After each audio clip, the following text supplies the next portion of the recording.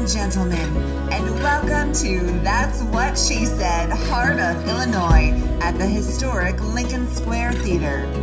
Please welcome to the stage your MC for this evening, Ms. Peggy Myers.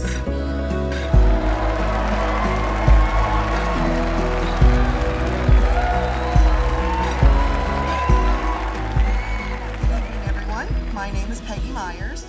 It's such an honor to be invited back to be your host for the third That's What She Said, Heart of Illinois. Over the past 2 years, I've had the unique opportunity to witness these groups of women as they prepare for their time on stage.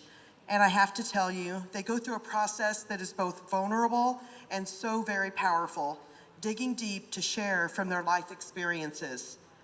I've been in awe as I reveal stories of bravery and resilience. They've inspired me to reflect on my own life through a new lens.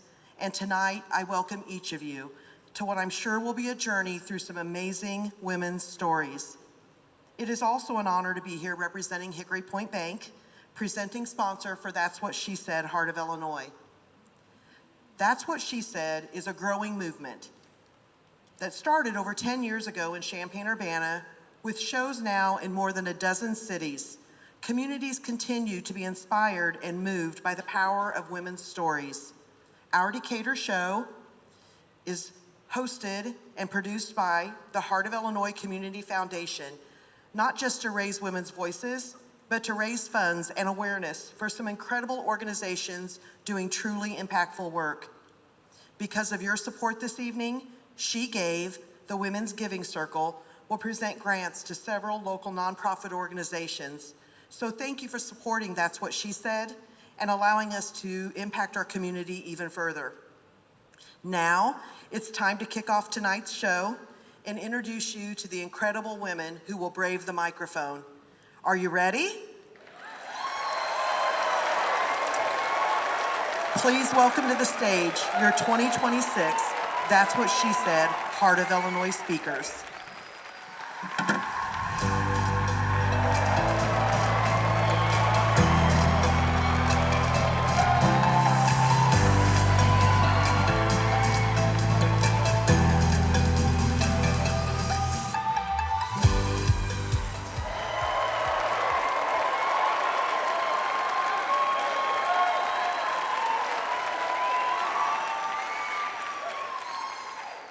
Even before I was born, my story had already begun.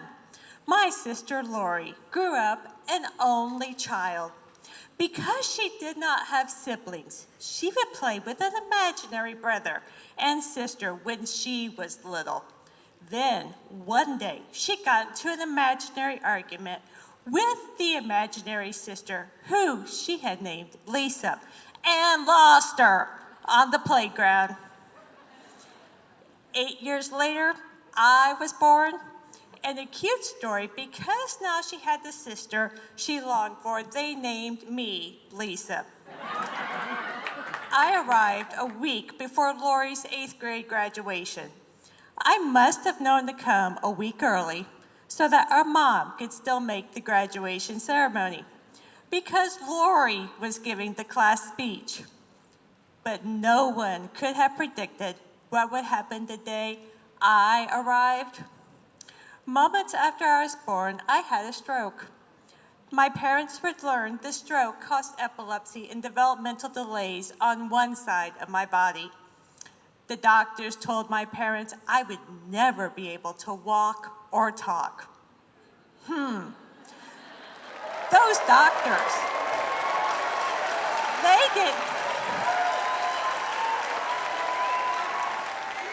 they didn't know my family.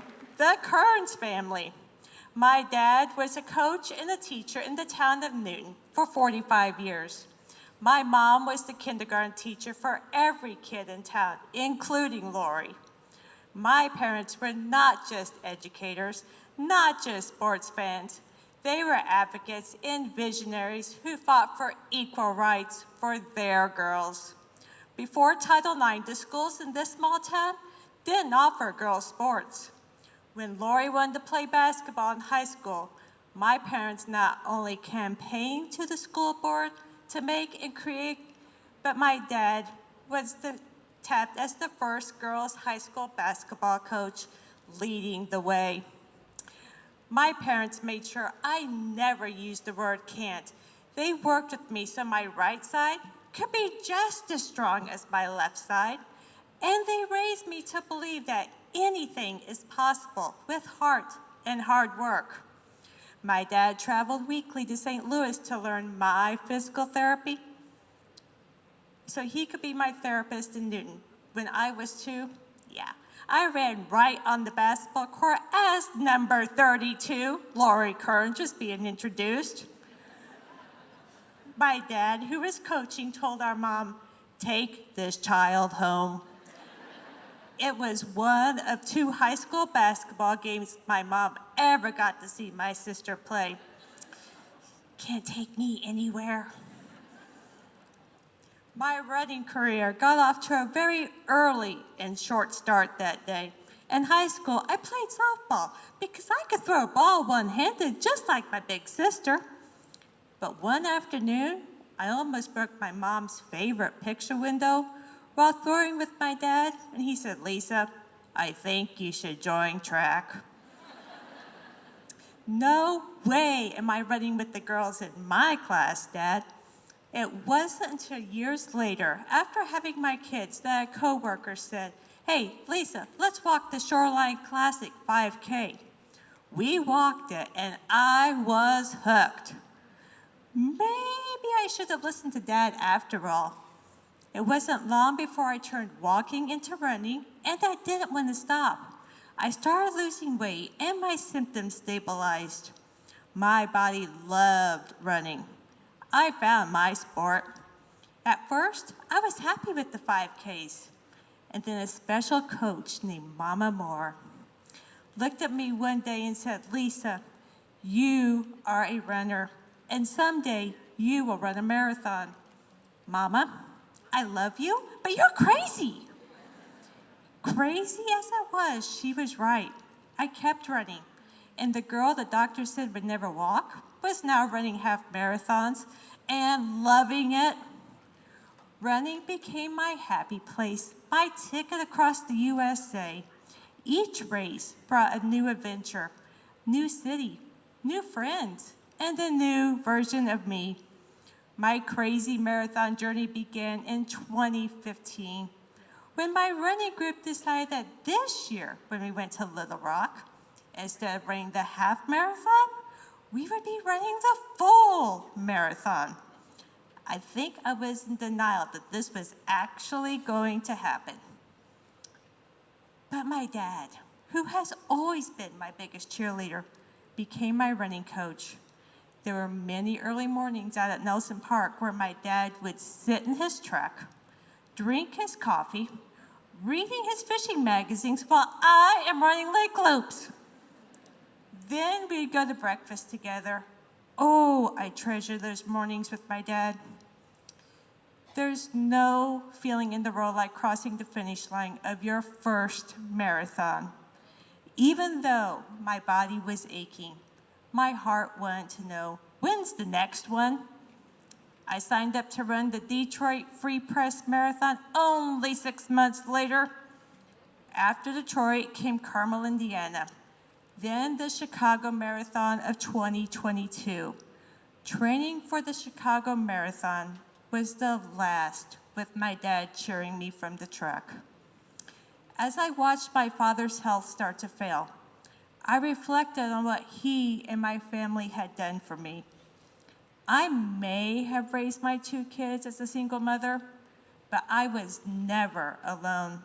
It was always the 6 of us: Mom, Dad, Lori, me, and my 2 amazing kids, Hannah and Zachary, the Kern 6. After my dad passed away, I considered stopping. I didn't know if my body could handle those 26.2 miles anymore. But I couldn't stop thinking about the family that gotten me through everything, the Kern 6. I decided I could commit to 2 more full marathons, one for each of the 6 most important people in my world. In 2024, I ran Fargo, North Dakota. Then the 6th and final marathon, Belleville, was by far the biggest challenge. My body wanted to quit at mile 2, but giving up is not an option in the Kearns family. The first 5 marathons were inspired by other members in my family, but during the last marathon, when my legs wanted to quit, I knew in my heart I had to finish strong for myself. I walked from mile 8 to mile 26.2 with the best running friend and soul sister, Marianne, right beside me. When we finally crossed that finish line, she turned to me and said, "Lisa, you are the true athlete." Wow, I'm an athlete? For the first time, I believed it. From the stroke I wasn't supposed to survive, to the 6 marathons I wasn't supposed to finish, my story is living proof of what happens when you refuse to listen to the word can't. So tonight, to anyone who's ever been told what they won't do, I say, lace up your shoes, take that first step, and show them what you will do. Because if you tell me I can't, oh, we're gonna have some fun. Because I will prove you wrong.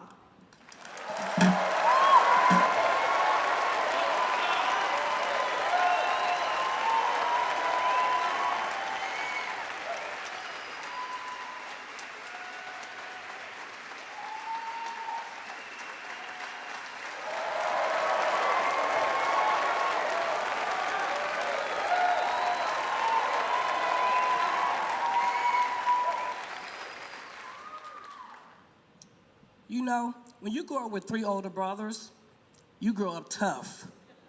Even though they were super protective of me, I always tried to hold my own.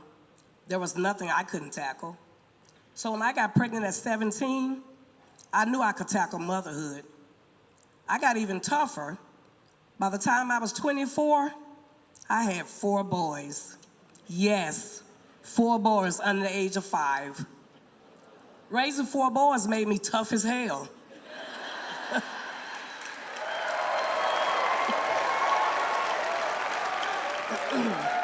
2 of my sons were angel children, and 2 of them were hellions. But all 4 of them loved their mom fiercely. Looking back, I realized I barely knew who Ruby was or who she was going to be. Once I became a mom, that was all I knew. I grew up with my boys. I was learning as I went. There was no playbook on how to raise boys when you are battling an adult yourself. I developed a no-nonsense attitude, which carried over into all aspects of my life. At work, in relationships, it was Ruby way or the highway. Some people may have called that being a bitch. I just say that to raise these young men to be their mother and their father, I had to be tough as nails. As they grew into adults, my children became my best friends, and they protected each other. It warmed my heart to see how they showed up for each other. And me, I couldn't picture my life without my children. It was always Ruby and the boys. I had no reason to believe it wouldn't always be that way.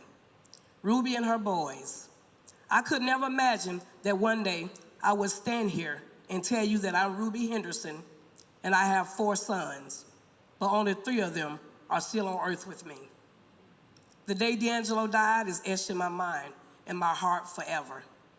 I had just come from the grocery store and there was a knock on my door. It was my oldest son, DeCarlos, coming to tell me that his brother had died in a car accident. I couldn't believe it. My son D'Angelo called me every day on his lunch. He told me everything. He was the one who took after his uncles. He became very protective of me. He gave me 3 beautiful grandbabies. It wasn't until a few days later, on September 26, 2018, that I could not deny it anymore. That's the day I saw my son in a casket. That day, his death became real to me. That's when my heart understood what my mind didn't accept. That accident not only took D'Angelo from me, it took away a version of me. Everything that I had been, all that I knew changed. Grief took over, and I would never be the same. Just 11 days earlier, I sat with my sister at the funeral of my nephew. At that moment, I could not imagine the pain she had been enduring. Now, 11 days after saying farewell to my nephew, I knew what grief felt like all too well. I'm learning every day to carry both the pain of his death and the love I have for D'Angelo at the same time. I will always be D'Angelo's mom, and he will always be my son. I get up every day with a broken heart, and I think about the what ifs, and then I realize it would never be. I'm grateful for the children he left behind, because each one of them has a piece of him. His son, Deontay, has his smart wits and his work habits. His daughter, Deja, has his wild side, and that's just my world, y'all just living in it attitude. And Deshaun has his daredevil side, so that makes his death softer. I haven't properly grieved D'Angelo's death because I'm afraid if I do, I'm letting go. Each day, my mind and my heart are at a tug of war. Some days, my missing him is louder, but the memories make me push through. His loss has made me see the world differently. I am not the same person I was before losing D'Angelo. That person that was blunt, brutally honest, and I'm being truthful, she took life for granted. Some people might think otherwise, but I'm no longer the bitch I used to be. I'm a more intentional person now, especially with my relationships with my family. Losing D'Angelo has brought me closer to my other children. I'm still a parent, and to love someone who's no longer physically here on earth, that's a different kind of pain. Some days I'm numb, some days I cry. My love for D'Angelo didn't end with his death. It grew and is still growing. My faith held me together when I could no longer hold myself together. It didn't take away the pain, it gave me something to lean on. It reminded me that even in my darkest days, I wasn't alone. My faith gave me permission and the courage to keep going. And on the days when I could do, all I was doing was pray through my tears, that was enough. I don't want to be admired for my strength, nor do I want sympathy. I just want people to understand that my heart is hurting, and it will forever hurt, and that there's no time limit for a grieving parent. It's been 7 years. What grieving looks like can change, but the pain is forever. The missing him is forever. The longing is forever. I miss D'Angelo every day, but my faith gives me hope that one day I will see him again, and we will once again be Ruby and the boys.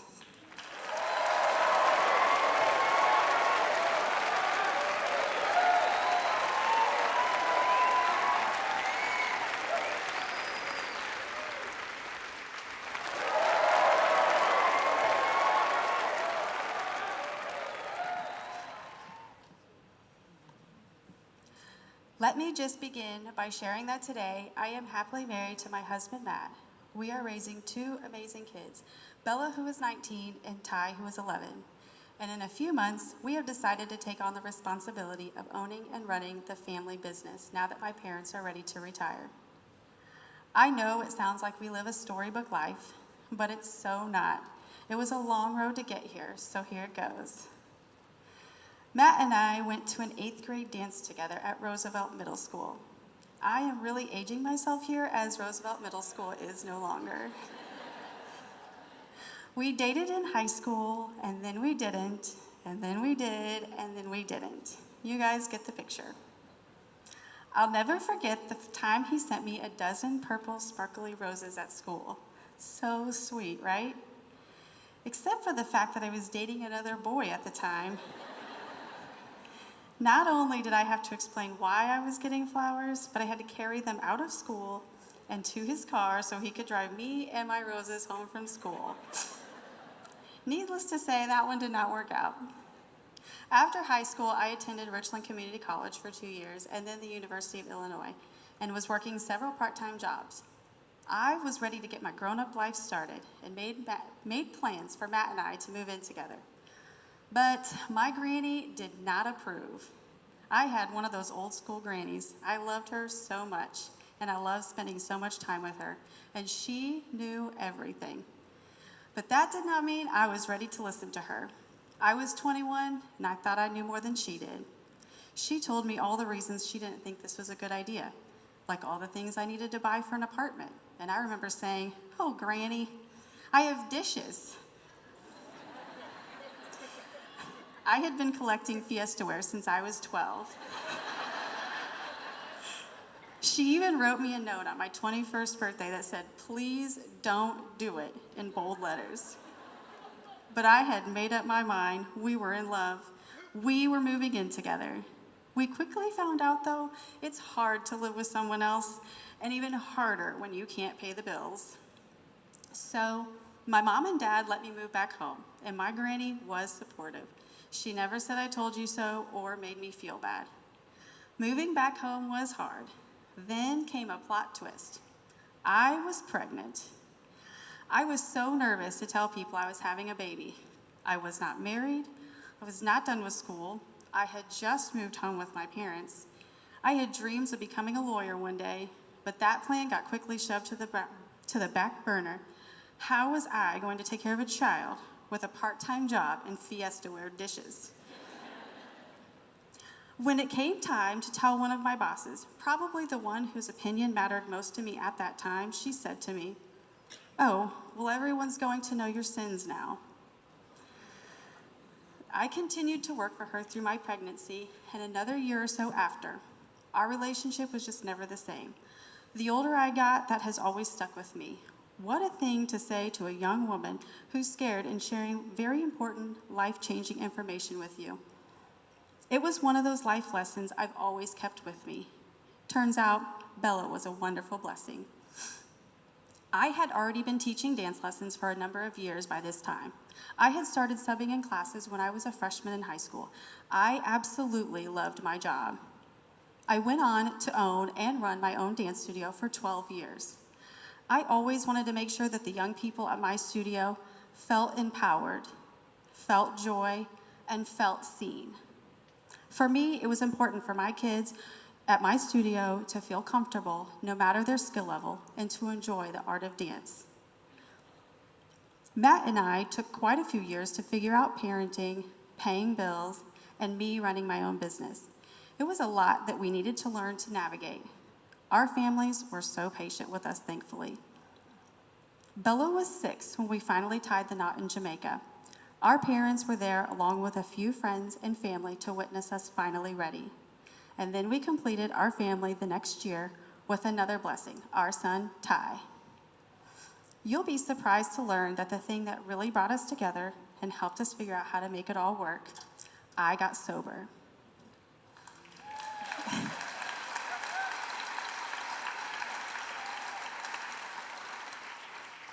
Alcohol really had started to take over my life, and I was not sure what to do. I am so thankful my mom took me to my first AA meeting. In my eyes, there was one clear option that day: quit drinking. And the folks in AA were there to help me every step of the way. Everything changed. I had a community. I felt a connection that I had been missing, and I felt seen. I was suddenly clear-headed enough to realize the different aspects of my life where I had lost control, and I was really being taken advantage of, and I really found out who my real friends were.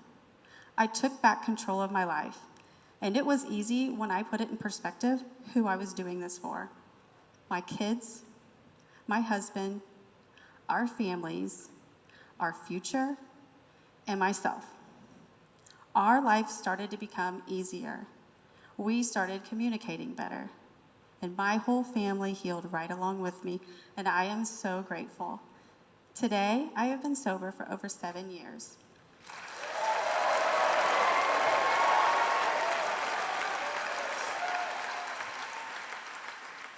Trading in the dance steps for the 12 steps was crucial to putting myself first and fully being present for my family. I gave up the dance studio in 2020 and finally went back to finish my bachelor's degree in business. While finishing up my credits, I needed an internship to complete my degree. I found a great opportunity to work for this amazing, local, family-owned company, Ray's Chili. Has anyone heard of it? This was my way into the family business where I still work today. Matt and I are celebrating 13 years of marriage, 22 years together in total this year, and soon we will take ownership of Ray's Chili. It's kind of like we both needed time to figure out who we were in this world. It took a lot of growing and maturing on both of our parts. And today, it's the best it's ever been. We truly have become best friends. And we are so excited for this next chapter. Recently, we had a weekend where both of our kids were gone, and we laughed about how different our Saturday nights looked. 20 years ago, we would have been out on the town until the wee hours of the night. And instead, when they are gone now, we watch our favorite shows, enjoy each other's company, and eat takeout that they don't like on our Fiesta-ware dishes.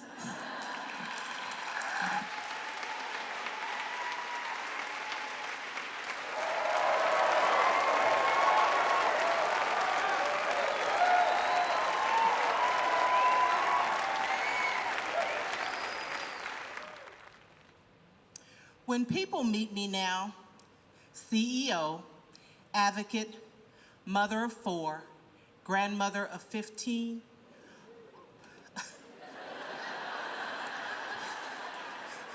a vast majority assume I've always had it together. Let me clear that up right now. I have not.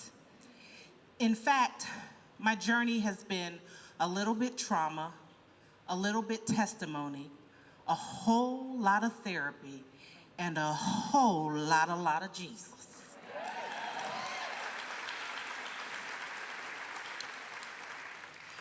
But to understand how I got here, we have to go back, way back, to one of the earliest memories I have.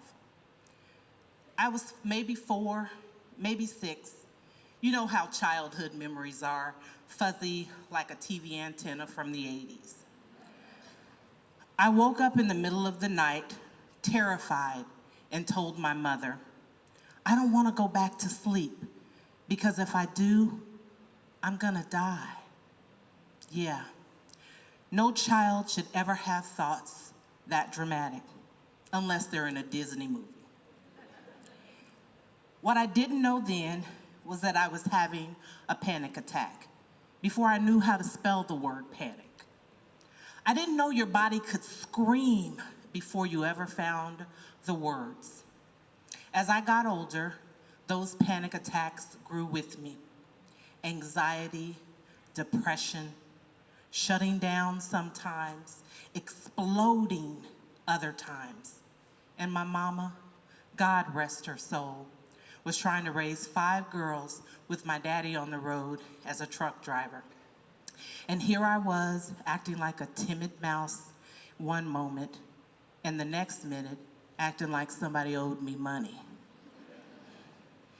I'm sure she thought, Lord, what is wrong with this child? But what looked like defiance was fear. What looked like attitude was panic. What looked like anger was survival. Underneath all that was trauma I didn't reveal until years later. Sexual trauma. The kind that no child should ever have to carry. The kind that rearranges your nervous system before you even learn your multiplication tables. When I finally told my mama, She didn't collapse. She didn't fall apart. She stood. She stood like a woman who had survived her own storms. My mother was, and still is, one of my greatest inspirations. She helped me to seek help. She helped me to find the language. She modeled survival with grace that still blows my mind. She showed me what a woman looks like when she refuses to let pain define her. I am thankful to have had two parents who would sit with me even in adulthood when I was too afraid to be alone with that fear that would creep up every once in a while. And long before I became a mother myself, I had 4 younger sisters who also taught me what unconditional love felt like. Those girls, they were my first tribe, my first purpose, my first experience of protecting and being protected, of loving and being loved, fully, loudly, imperfectly, and absolutely. They don't even realize it, but they taught me how to be a mother before I held a baby of my own. They taught me loyalty.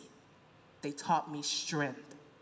They taught me how to stand in love, even when life was trying to knock me down. And Lord knows I needed that foundation because life had plenty more tests prepared for me.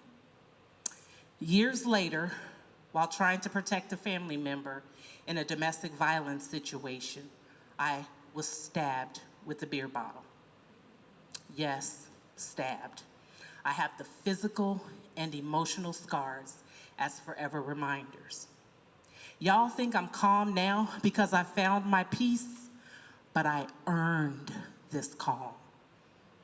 Trauma doesn't just live in your mind, it settles deep in your body. And over the years, these types of trauma started writing itself into my physical health.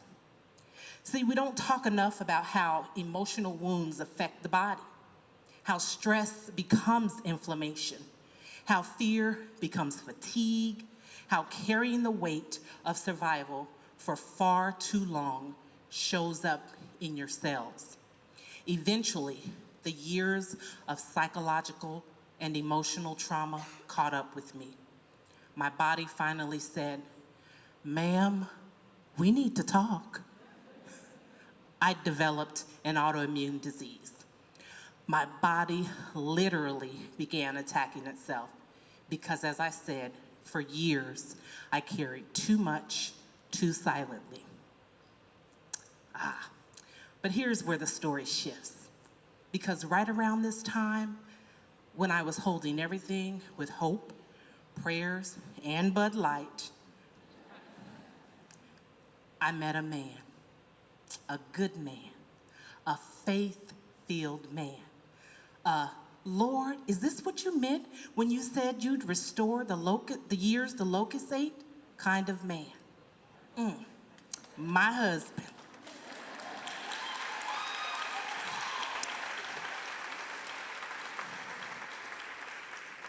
When I met him, I was a single mom of 3, tired, overwhelmed, in grad school level survival without the degree to go with it. But he saw me, not the broken parts, not the trauma, not the mess. He saw me, and he helped me see myself again. He taught me what a healthy, God-centered relationship looks like. He prayed with me when I forgot how to pray for myself. And together, we welcomed a child, another beautiful girl who completed our family.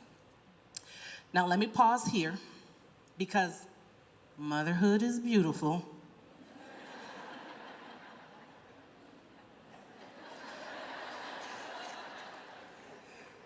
But motherhood can also test your gangster.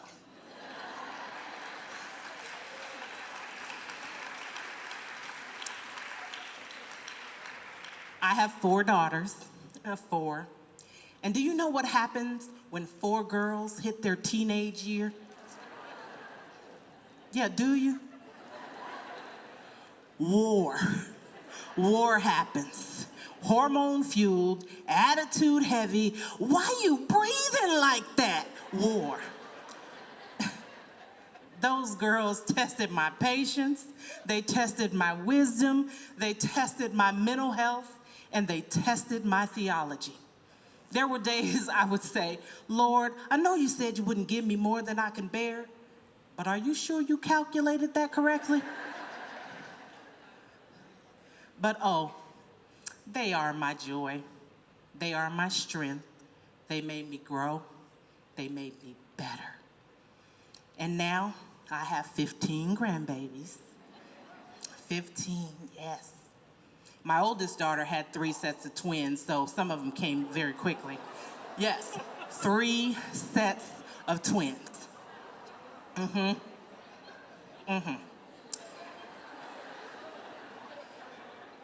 At one point, I also said to God, sir, we need to talk about genetics.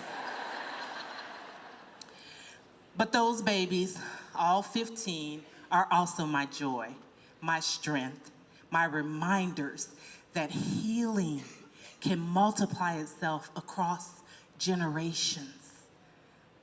Through all of this, trauma, healing, parenting, marriage, faith, God has shown me over and over again, I am worth it. I was worth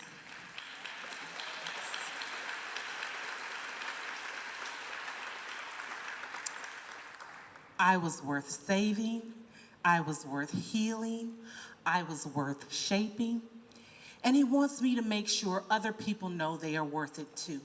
That's why I do the work that I do, why I advocate for survivors, why I stand on stages like this, why I lead Dove Inc.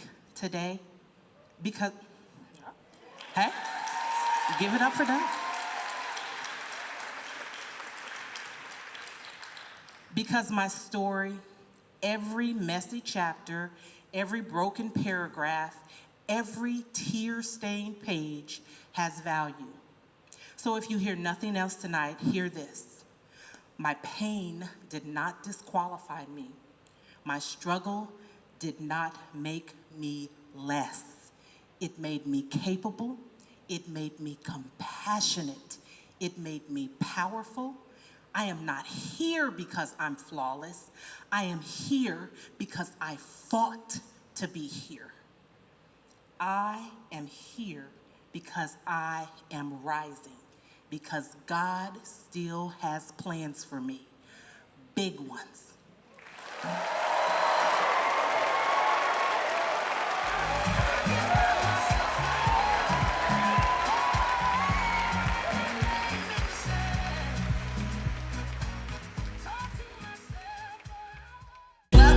Ladies and gentlemen, to more That's What She Said, Heart of Illinois. Please welcome back to the stage, Miss Peggy Myers. Welcome back, ladies and gentlemen. We have even more stories for you this evening, but first, we want to show you the impact that tonight is having on our community. The Heart of Illinois Community Foundation created a women's giving circle inspired by That's What She Said. She Gave is all about bringing women together to uplift our community with lasting impact. Proceeds from tonight's ticket sales are being distributed to local nonprofits. So tonight we're all investing in our community and we thank you for your support. To share a little more about the She Gave Women's Circle, please welcome to the stage Amy Brammer, co-chair of the She Gave Grant Committee.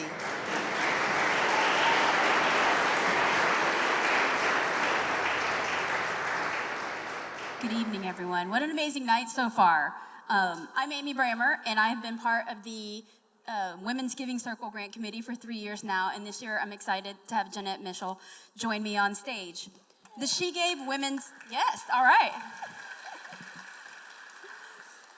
The She Gave Women's Giving Circle is a collective of passionate, community-minded women committed to making a meaningful impact across Macon County. Rooted in the belief that philanthropy is most powerful when done together, this circle brings women of all generations to the table to learn, connect, and give with purpose. Through shared giving, members pool their contributions of funds to fund programs and projects that empower, connect, and inspire women and girls. Our mission is simple, yet powerful, to invest in the economic self-sufficiency of women and expand opportunity for girls. Because when women and girls are supported, entire communities thrive.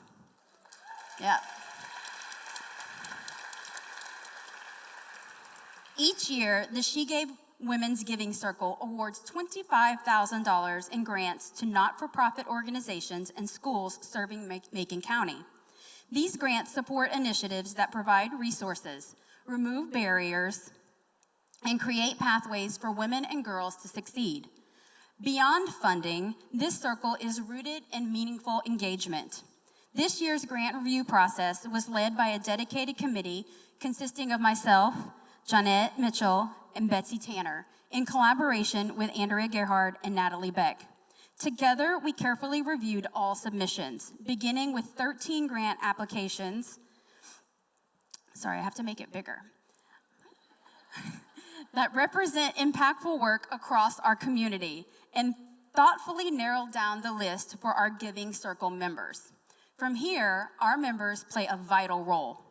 They learn about local needs, hear directly from organizations, and actively participate in the decision-making process by voting to refine the finalists further. The committee then reconvenes to discuss and determine final funding allocations. Through this collaborative process, we review proposals, evaluate impact, and collectively decide where our dollars will make the greatest difference in the lives of women and children in Macon County. As our community of women grows, so does our ability to create lasting change. Because giving together doesn't just multiply dollars, it multiplies impact. I am honored with Jeanette to present to you tonight our 4 grant winners.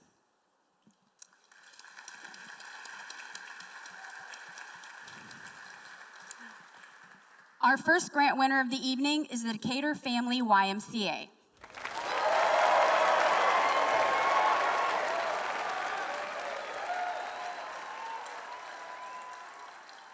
On behalf of the She Gave Women's Giving Circle, we present you with a $4,900 grant check. Congratulations.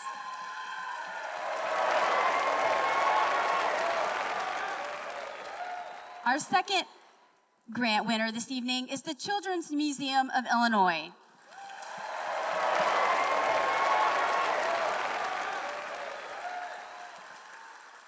We are excited to present them with a grant check for $5,100.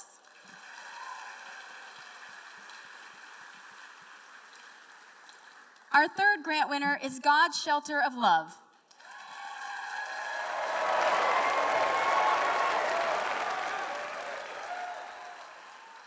We're excited to present you with a grant check for $7,500.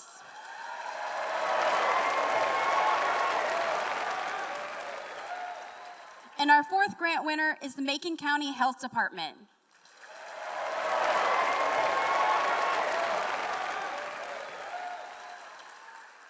Congratulations on winning $7,500.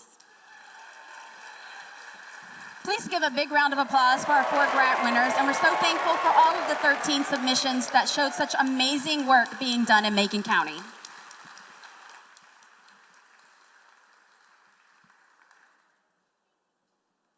Congratulations, everyone. Thank you. Congratulations again to all of our recipients. Wonderful. Another huge thank you to all of you. It's because we have such an amazing, supportive community that we're able to impact these organizations and the incredible work that they do for us.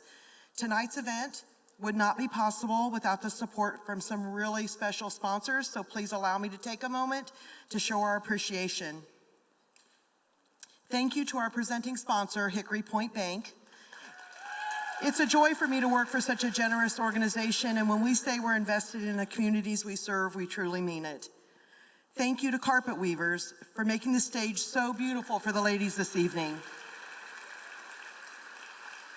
We are grateful to MCK CPAs and Advisors and Decatur Earth Mover Credit Union for their continued support. And we welcome Decatur Memorial Hospital as a new partner this year. We also welcome new sponsors, PNC Bank, Bruner Wealth Management, and Decatur Family YMCA. A big thank you to our amazing media partners at Central Illinois Multimedia Group and 3Link Media. If you haven't figured it out quite yet, That's What She Said is so much more than just tonight. What began as a one-night storytelling event in Champaign-Urbana over 10 years ago has become beloved community events in more than a dozen cities, a teen empowerment program, a weekly podcast, and a women's conference, and so much more. None of which would be possible without the exceptional That's What She Said team, including Kevin McGuire, who keeps everything running smoothly behind the scenes. Thank you, Kevin. And our amazing and so very talented director, Jeanette Jerzyk, who's backstage with us. And now, without further ado, please welcome back to the stage your 2026 That's What She Said speakers.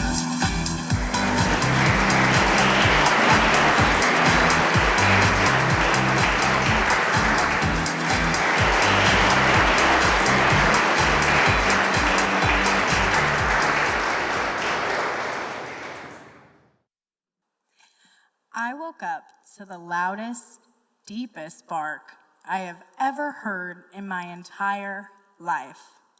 The kind of bark you don't just hear, you feel in your bones. I was completely alone, surrounded by darkness, and thinking I had just slept the day away. When I went to bed the night before, my partner's red-nosed pit bull, whose name was Sarah, was curled up on the couch. I don't know how she knew to come find me. I don't know how she got past the closed door. But I do know this. I smelled it. Burning chemicals, plastic, smoke. Sarah led me, tugged at the sheets, and pulled me out of the bed. I was confused, struggling to breathe, and also, because who would I be to leave this part out, completely naked.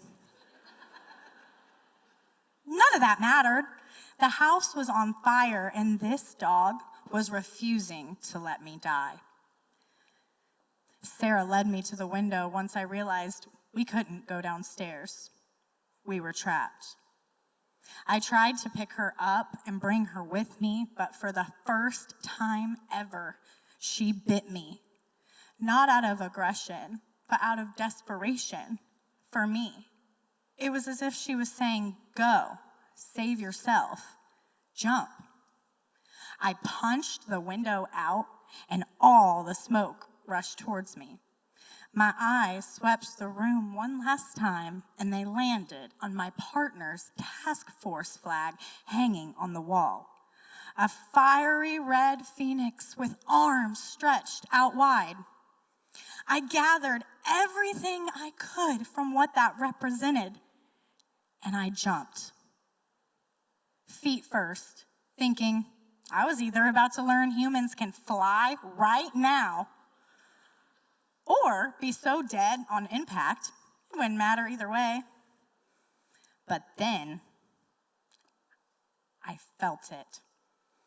I hit the ground, heard the crack, and I knew two things instantly.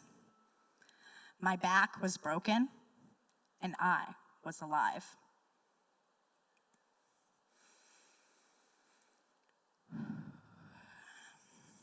Lying in the cold morning dew, I dialed 911 for help. Then, convinced I wasn't going to make it, I called my partner and my dad to say goodbye. Cars drove past. Life kept moving. I could hear Sarah barking from inside the house. And then a woman stopped. She wrapped me in a tarp, held me in her arms. stayed with me until help came. I asked the stranger if I was going to die, and she so confidently said, "No, everything is going to be okay." But I knew it wouldn't be, because by then, the barking had stopped. As I was being loaded onto the stretcher, my eyes met with the eyes of the woman who had held me. I asked her for her name so I could remember the angel who had came to my side. Everything in that moment stopped when she said her name was Sarah. 2 Sarahs saved me that day.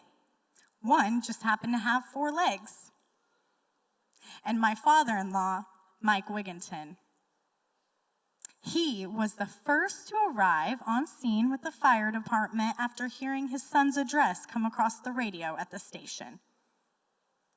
Mike passed away just a few weeks ago, but the lessons he taught and the qualities he instilled into my husband and to everyone he met, his courage, his calm, and his ability to show up for others, I know will forever live on in every soul he touched. Inside the ambulance, when I would not stop begging to know what happened to the other Sarah, the EMT riding with me said, "The dog is dead. You can get another dog. You can't get another you." That was the moment my heart broke in a way that would take years to understand. You see, everything changed after that fire. Around me, within me. I was rushed to an out-of-town hospital. I remained conscious and lucid throughout the stay, which was like living in a nightmare that I could not wake up from. I can still feel the soot on my skin and the matted knots in my hair. I fractured 5 vertebrae. Doctors told us I was 1 centimeter from being paralyzed. And at only 20 years old, I felt like a stranger living inside of a body I no longer recognized. You see, I didn't just lose a dog that day. I lost the version of myself I thought I was, or maybe who I thought I was becoming. And for a long time, I didn't want to be better. I wanted to be bitter. I felt angry and lost. It took me months to walk unassisted again, but I was determined. From a back brace and wheelchair, I took myself off all medication 4 months after the accident. My wonderful partner had to quit his job and became my sole caretaker. And we celebrated our first year together a lot differently than we probably both imagined. But he must not have minded too much because he still put a ring on it.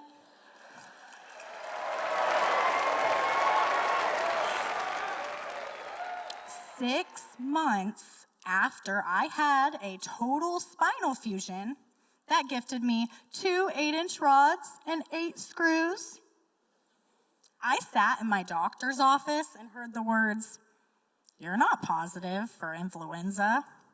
You're positive for pregnancy."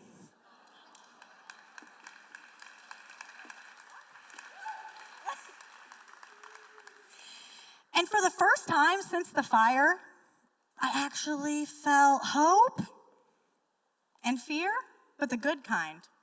And that was new. 9 months later, after a difficult pregnancy and a natural labor that no epidural could touch due to that hardware in my spine, I gave birth to a beautiful, healthy baby girl. We named her Phoenix.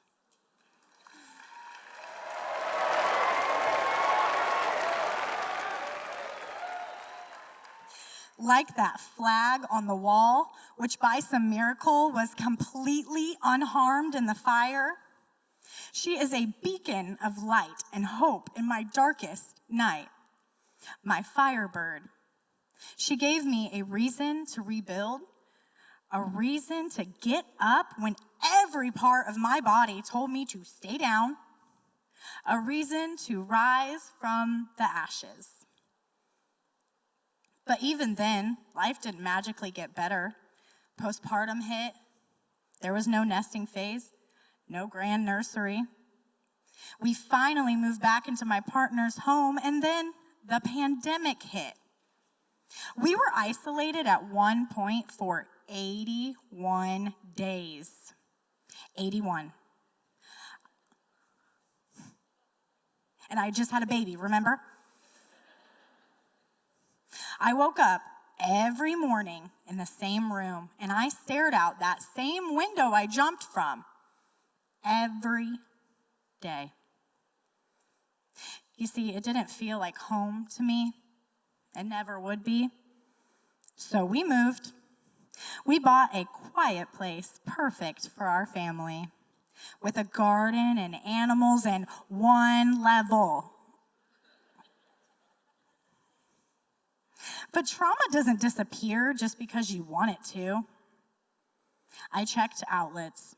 I smelled phantom smoke, and I froze at every siren. Sometimes I still do. That's what trauma does. It splits you into the person you were and the person you are forced to meet. And I had to meet her head on, face to face. I healed my mind, my body, my soul. I put in that messy, often lonely, hard work, and I sat with a version of myself who deserved better, who needed to believe there was better out there waiting for me just to go after it. It was no longer what happened to me, but what I did with what happened to me that mattered most. And something inside of me was still missing. I missed Sarah. I missed the purpose I felt the moment she chose to save my life. And on a random August day, I told my husband, I'm going to be a pet sitter and a dog walker. Made perfect sense to me. It felt like a calling and a way to get out of the house because I just had the baby. I knew I wanted to honor the dog who gave her life for mine, and I wanted a job that worked with my body, not against it. I thought if I can walk, I'll walk dogs. And before long, with a ton of support, I built a full-time career from scratch, fueled not by perfection, but by passion, to give back to a community who gave me so much when I needed it most. I give peace of mind to people that their pets and their homes are safe while they are away. I advocate for those who have no voice. I reunite lost pets with their owners. I joke Sarah sends them. And I comfort families when their pets cross the rainbow bridge, because I know how it feels to love and lose. The pain I carry stopped being the reason I didn't live. It became the reason I lived harder, softer, lighter, more intentional. I don't tolerate as much as I used to, and I don't sit at tables that no longer serve me.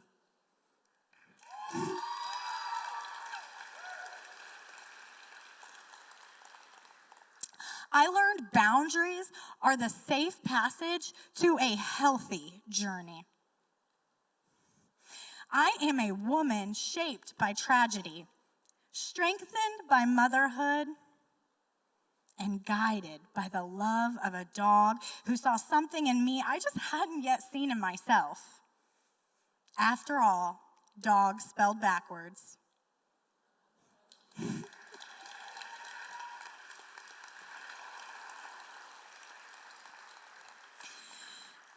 Staying might feel safer, but jumping could save your life. Jump because sometimes life forces you out that window.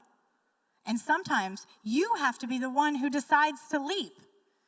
Even when you don't know where you'll land, jump.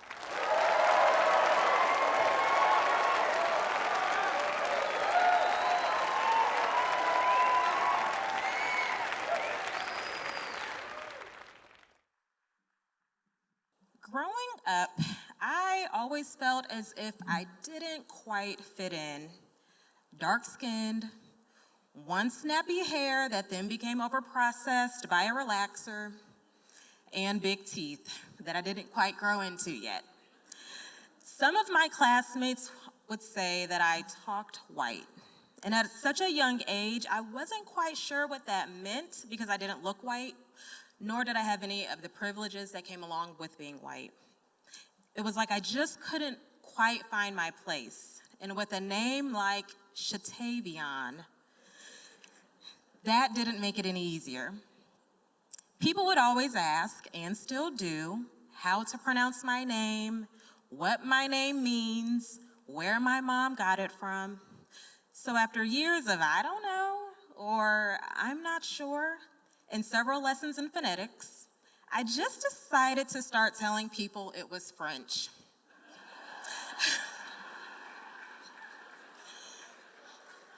After all, my middle name is Dominique, so I just started having fun reintroducing myself as Shateveon Dominique. I mean, what was the alternative? Tell everyone that my mom was a young mom when she gave birth to me and gave me a unique 90s era name? Nonetheless, people believed me, but it did make me wonder what my name really meant. Who was I? I had some exploring to do. So, this was back in the day when the only AI we had was Ask Jeeves. Do y'all remember him? So I asked Jeeves what my name meant, and I was let down when it came back with the response, no results found. Okay, Mom, where did you get my name from?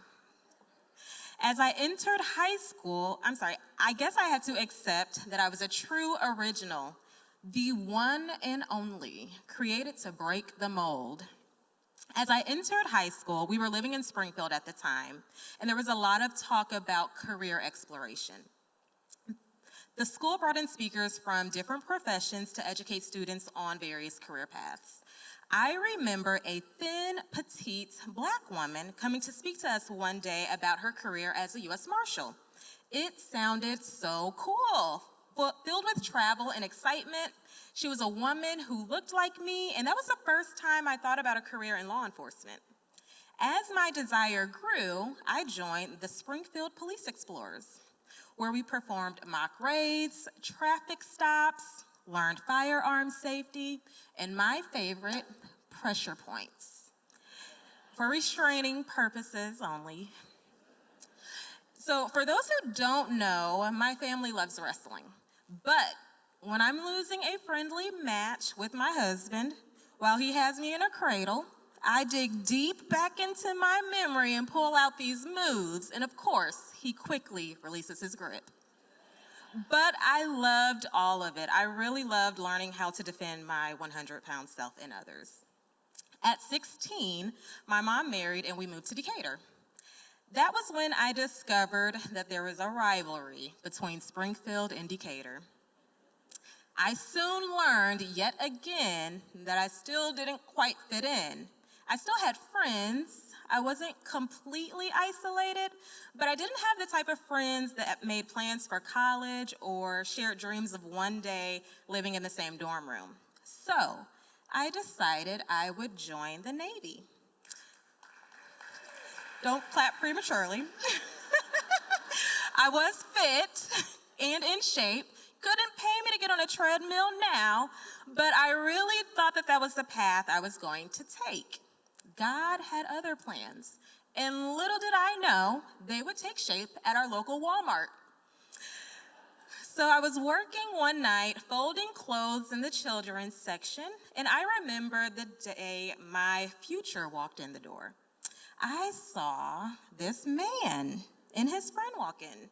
I didn't think anything of it. He even came up to me and asked me where he could find the wipes. So I asked, you mean like baby wipes? He said, no, just the wet ones. Later, he got my number from a friend, and before long, we were inseparable. He and I like to joke that when his dad sent him to the store to find the wipes, he must have misheard him because he walked into Walmart and found his wife.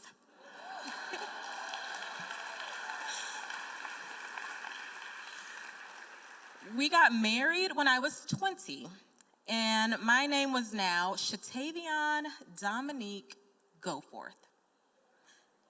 Let's just think about that for a second. My name tells me to go forth and do something, as if my name wasn't confusing enough. So I had to reflect again. Who am I now? Well, freshman year, we were required to take Latin alongside biology, which was a tremendous advantage because we learned root words. That's how I discovered that my middle name, Dominique, meant child of God. At 20, I hadn't quite embodied that part of my identity, and now I'm thrust into this new challenge to go forth. I still had some figuring out to do. Like, girl, go do something. And we did. We started having children, and a few of them. That became my biggest assignment, growing small humans into extraordinary adults that leave an even greater impact on the world than I had left myself. But I was still searching. Surely I wasn't just here to fulfill the assignment of motherhood. I was still searching for me. Who was that little black, big teeth, intelligent, articulate girl supposed to grow into? Well, here she is. Just as unusual as my name is, so is my journey. I think we often have this idea of what life can be or what life should look like, but then reality sets in and you realize that what life is or has become is far different from what you imagined. Whoever I was becoming, I was learning to love her and to live boldly and courageously. I learned that when you live like that, your plate can fill up pretty quickly while transforming in this cocoon and keeping up with the demand of family and others connected to you. Life got busy. Well, most know life is busy, but I do feel like grace follows closely behind. My granny would always say, be like a duck, calm and collected on the surface, paddle like underneath. You know, I spent a lot of time with my granny, from helping people in her community to preparing and serving food at the soup kitchen. She really sowed a seed in me that flourished into compassion and care for others. Serving from a place of love because I understood how hard life could be for others.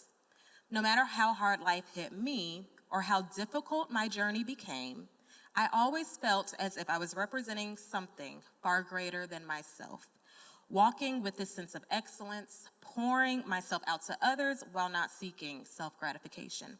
It was to show other little girls who were like me that you can become something greater than you imagined.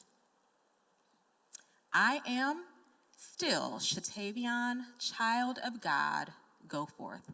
The Shateveon that adapts, the Shateveon that rises, but also the one who grieves and can be vulnerable, who encourages others and pushes them, the Shateveon that serves from a place of love, because you never know when you'll pass through someone's life and they really need you to show up. I do believe that there is a version of myself that I am still growing into. I did finally grow into my teeth, and I learned to embrace my dark skin. I learned not to be embarrassed of my unique name, but to embrace it, because there is no other Shateveon Dominique Goforth. In fact, you can Google it. No, Google it. I have been blessed to define what that means as I gravitate to this woman that I was created to be.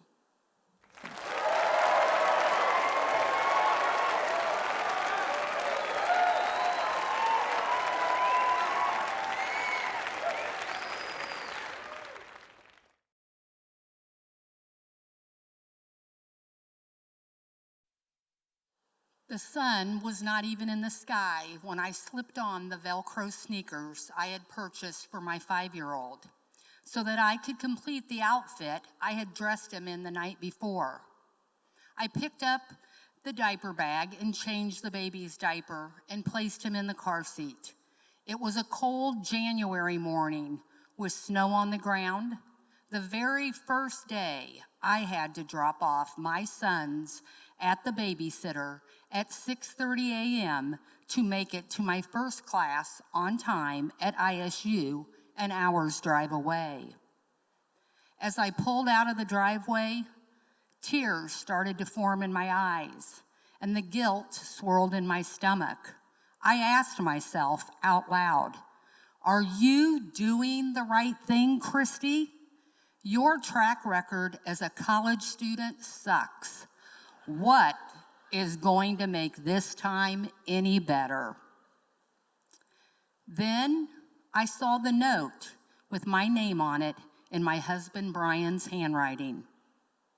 Trying not to spill my Diet Coke, my hand was shaking as I read his words. "Kristi, I am so proud of you, and even though the kids are so young, I know they will be proud of you too. You can do this." That was all I needed to keep going. I knew this time I could finish what I had started 15 years ago to get my undergraduate degree. I only lasted 1 semester at ISU. The commute was too grueling with 2 little kids. And to give you some context of the timeline, on my drive home every evening, I would listen to the O.J. Simpson trial updates on the radio. I won't bore you with all the details, but my earlier attempt to get my degree after high school was a bit muddled. I spent some time at Richland. I left after only 1 semester at Mullinix, during which I earned an F in care and prevention of athletic injuries. I had a great time partying at Eastern, but I got an F in art appreciation. Now come on, that class was at 12 noon, and we all know in the 80s, that's when All My Children was on.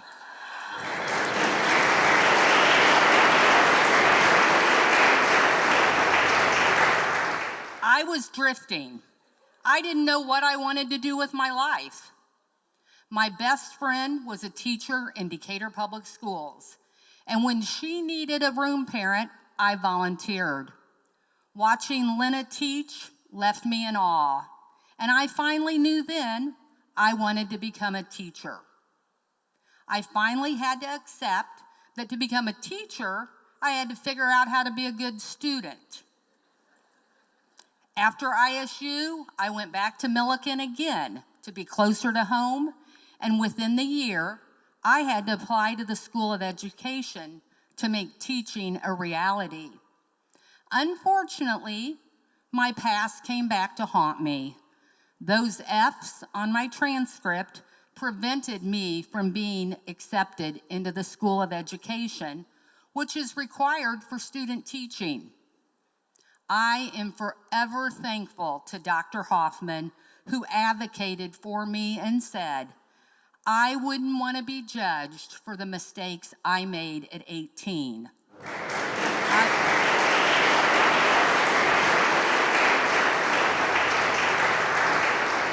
I was allowed to continue my studies, but I was also required to earn straight A's every semester. School was difficult, and my youngest child was a handful. Ryan was nonstop, full blast, 18 hours a day. He would go and go and go for hours, like a tornado, destroying everything in his path. We finally took him to a psychiatrist at 20 months old because we feared for his safety. He had no fear. And the doctor watched Ryan's behavior. He was all over that room. The doctor said he had never given Ritalin to a child this young, but he had never seen a child who needed it more.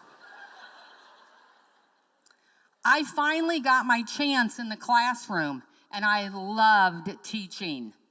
I also spent my share of time sitting across the principal's desk whenever Ryan's behavior got out of hand, which was often. In the classroom, I was advocating for my students to get supplies, the funding and the support they needed to thrive. In my personal life, I was advocating for my son. Over the years, Ryan became a scapegoat whenever anything went wrong. It just became so easy to blame the kid with the hyperactivity disorder. Now, I am not in denial about who Ryan Mullinix was. About 75% of the time, he did it. But it was the other 25% of the time that hurt the most. When Ryan was innocent, but still got in trouble. Eventually, he began to accept the blame, even when he was innocent, because as he said, they won't believe me anyway, and it's just easier. It is so challenging raising a child with a mental health issue. This is a disability that is invisible, so it's hard to explain to teachers, principals, and other kids' parents. I often wish Ryan had an ailment that was more obvious, that would elicit sympathy and compassion instead of judgment and blame.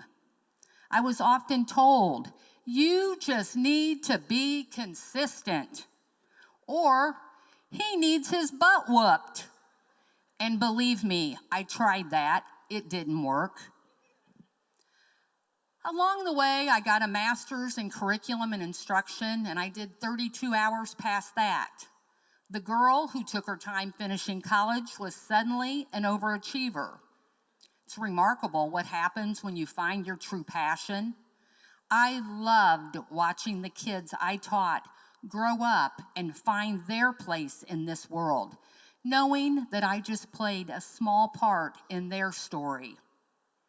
One day, I decided that if I was a principal, I could impact the lives of so many more children and their families. As a mom, I had sat on the other side of the principal's desk so many times. I knew what parents needed to hear and how to communicate the message. This also required another master's degree. I applied only to Decatur Public Schools. I knew this community, I knew these kids, and I knew there were more kids out there like Ryan who didn't get a fair shot at finding their potential. I knew I needed to be a champion for those kids who fell into that 25%, the children who needed somebody to believe in them and show them that they can be successful. Children immediately know when adults don't like them and believe in them, and they also know when adults like them and believe in them. The road to a principalship was tough. I applied so many times and I could not get a job. In 2019, I was finally given the opportunity to be the assistant principal at Durfee, and I loved it. Durfee didn't have a great reputation, but it was the perfect place for me, and I loved my time there. We added to our family with a new baby boy at the fun age of 42. Scotty brought so much joy to our sons, Ryan and Reed, and my husband and I. This little oops made our family complete, but only briefly. Ryan passed away in our home at the young age of 22. The opiate epidemic had come to my house. I knew he tried different recreational drugs, anything, he said, to quiet the nonstop noise inside his head. But I think Ryan operated at a speed that no one else could keep up with. He had lived so many lives in his 22 years, and his heart was just done. It couldn't keep up any longer. Losing Ryan changed everything. Our house became a lot quieter.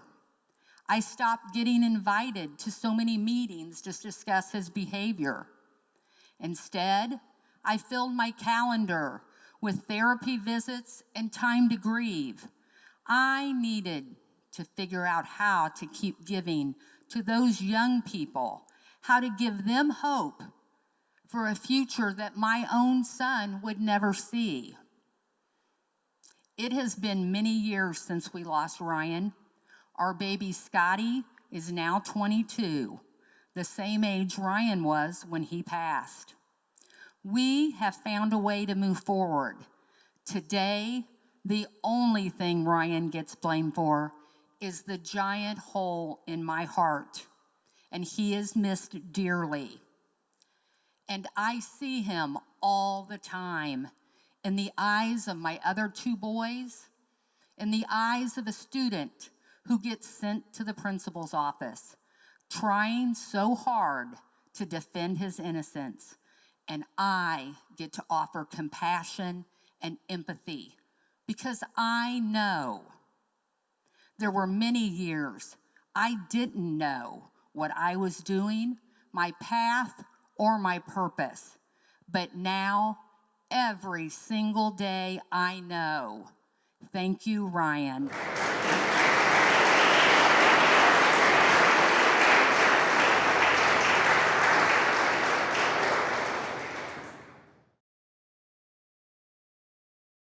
For as long as I can remember, dance has been a part of my life. Apparently, when I was just a toddler, my parents took me to a department store, and the music was playing from the speakers, and I started moving and grooving around the store. The sales associate told my parents they would have to worry about this one with those moves. My parents put me into dance lessons at the age of 4, and I never looked back. Little did they know that when they named me Lindy, that my name was an actual dance step. I grew up in the studio and formed lasting friendships that are still some of my best friends today. One of the first dance competitions that I attended, we were performing a tap number. The dance involved a kick line, and as the tallest, always, I was the middle of the kick line. The floor that we were performing on was very slick, and I could not get my footing. I was hanging on to my teammates and kept sliding and falling. I looked like a giraffe on ice, and without my teammates, I would have fallen to the floor. After we got off stage, a teacher from a different studio, Nancy Summers, gave us some advice on how to make our shoes less slick. The kindness that she showed was not like the Dance Mom show we see today with Abby Lee, and she ended up being one of my mentors for many years. Dance has allowed me to create, to move, to connect, and to grow as a human. When the owner of our studio was moving away, the studio needed to be sold or would be closed. My amazing parents bought the studio with Becky Sadamachenko so it would stay open for our community. My original dream was to be a professional ballerina, but when I grew taller than Mikhail Baryshnikov, I knew I needed a backup plan. There aren't too many 6-foot-tall ballerinas out there. When I was in high school, I injured my back while dancing and had to receive physical therapy, and I saw an athletic trainer. I loved how knowledgeable they were regarding the body and how they helped people get back to what they loved to do. That's when I realized my calling. I went to school to become a pediatric physical therapist and returned home. I didn't leave dance, though. In fact, I dove in deeper. I continued to teach about 12 classes a week at the studio. About 4 years into my career as a pediatric physical therapist at Decatur Memorial Hospital, I had a little girl come to me for an evaluation. She had beautiful red hair. She came to the clinic in her wheelchair and was unable to stand or walk or push her wheelchair independently. She had cerebral palsy, which affected her muscles, making it difficult for her to move. I always ask my families and the children that I'm evaluating what their goals are when they want to come to physical therapy. This child very clearly said, "I want to be a ballerina." She was confident in her answer, and that was the only goal she wanted to achieve. I responded immediately, "We can make this happen." Not only was I a pediatric physical therapist, but I was also a dance teacher. She inspired me to start offering classes for dancers with disabilities. I had 2 wheelchair ballerinas the first year, and it was so clear that these girls could get the same value out of dance that I did. They were excited for the music and the movement and the chance to connect with others. This was the beginning of a new dance program that we called Releve. Releve is a dance term that means to rise. The first year, we started with 12 dancers over 3 classes. The joy these classes brought to her and the others was infectious. They performed in the annual dance recital along with all the other classes. This girl wished for a yellow tutu for her first dance recital. At the time, it was not easy to find a yellow tutu, but we made it happen. I remember watching her on stage, glowing and beaming. She moved to the music in her own way, and it was beautiful. She was so proud of herself. My hope was that children in this program would be able to rise above their special needs and enjoy dance and movement. I hoped it would allow children of all ages and abilities to come together and enjoy each other and inspire inclusion. We paired children with special needs with volunteers, typically students at our dance studio, and they danced together. My face usually hurts from the smile watching these children on stage. The Releve program has grown over the past 24 years, and more than 100 children with Down syndrome.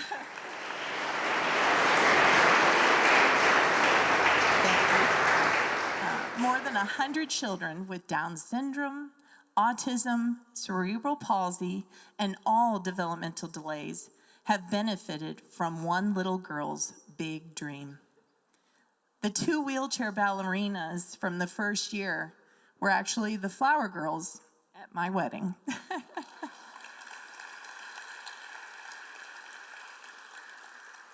The Releve program has always been free to families to participate in and is now run by a former volunteer, Taylor Spiker, who is a special education teacher herself. The program has inspired several volunteers to study different types of therapy or special education. Today, my wonderful husband and I own Studio B Legacy, and I still teach 16 classes every week. My daughter Lucy has discovered a passion for dance just like her mom. My son AJ even gets involved around recital time. Through the years, I have taught hundreds of dancers and been a part of their journey. As a dance teacher, I am continually asking my dancers to deepen their plie. Plie is a dance term which means to bend. It is the foundation of any dance movement and allows dancers to build movements into steps and steps into choreography. It has become a running joke in my classes that I say, plie is the key to life. I will tell my students, when in doubt, just plie. If all else fails, plie. Plie is your best friend, plie will never desert you, and plie will always get you through. I kid, we must save the plie as if it was an endangered species. I joke, but not are these only dance lessons, but life lessons as well. Take a deep breath, find your place, and fight for what you believe in. I love helping children achieve their goals and dreams through physical therapy and dance. I am so blessed that I can inspire children through my passions. Mr. Rogers once said, "We live in a world in which we need to share responsibility. It's easy to say, it's not my child, not my community, not my world, not my problem. Then there are those that see the need and respond." I consider those people my heroes. I have to say I agree with him. The world is hard enough. We need to be there for each other, and when all else fails, plie.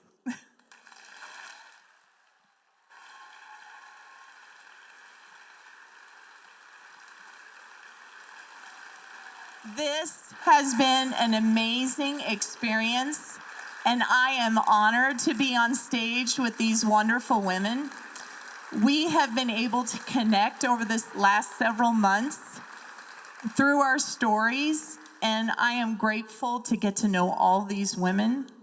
Sometimes when I feel stuck, I think about my motto, when in doubt, plie. When in doubt, show up. When in doubt, go forth. When in doubt, jump. When in doubt, rise. When in doubt, embrace.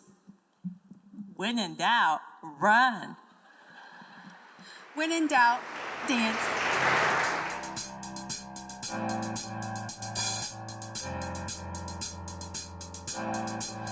I got this feeling inside my bones. It goes electric, baby, when I turn it on. All through my city, all through my home.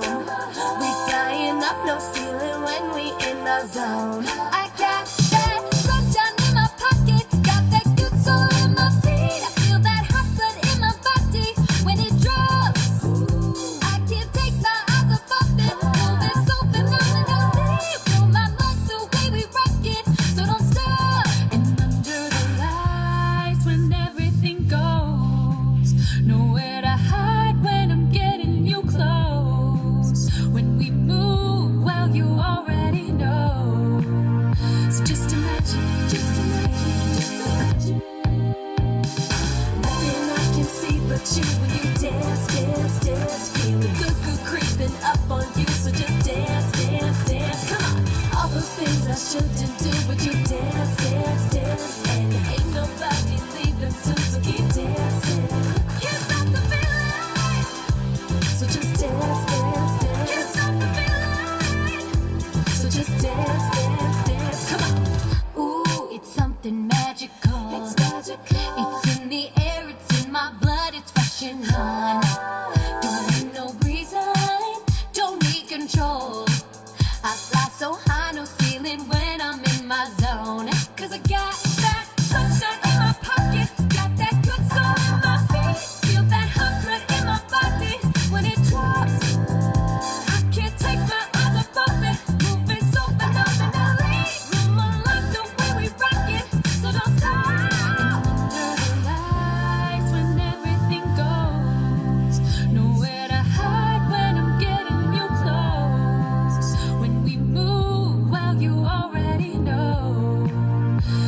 imagine, just imagine.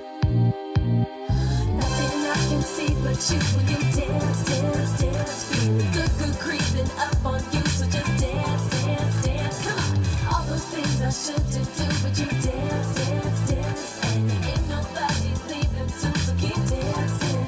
Can't stop the feeling, so just dance, dance, dance. Can't stop the feeling, so just dance, dance, dance. Can't stop the feeling, so just dance.